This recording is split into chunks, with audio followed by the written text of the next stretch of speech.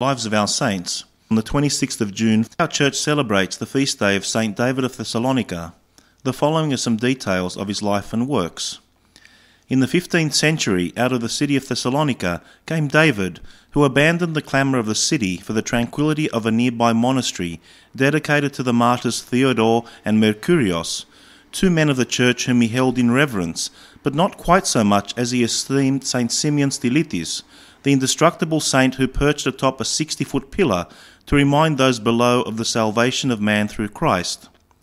David's monastic life was uneventful until the summer day he chose to climb up into an almond tree to escape the heat, and while clinging to a limb, decided to emulate his hero St. Simeon and remain there until he was commanded by God to descend.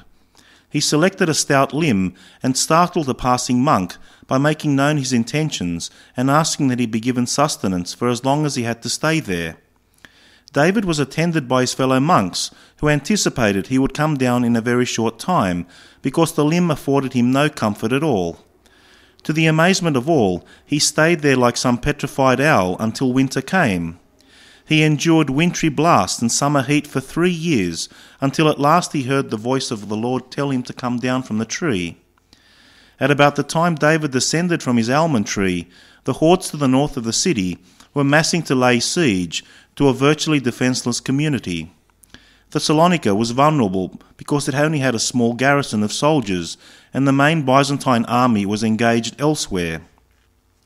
The scared people looked in vain to the emperor for help. As the imminence of danger increased, the people turned to their Archbishop Aristides, who in turn summoned the highly respected David from his monastery and asked him to go to the capital for a personal plea for aid from the emperor. The Archbishop felt content that the emperor would listen to the now famous David, for whom he had a great respect, and that the High Command in turn would order sufficient troops to defend Thessalonica. David travelled by boat to Constantinople, where he was warmly received by a royal contingent, which included the Empress Theodora, acting in her husband's place because of Justinian's absence at the time. When the emperor returned, he asked David to give an account of his 3 years in the tree.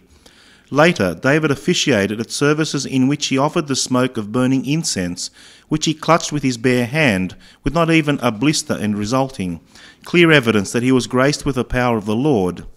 Thereafter, the emperor granted David's request, and a sizable group of soldiers was dispatched to protect Thessalonica. After the soldiers had left, David thanked the emperor and boarded a boat bound for his beloved homeland. While en route to his monastery and its famous almond tree, he fell ill at sea on the 26th of June 540.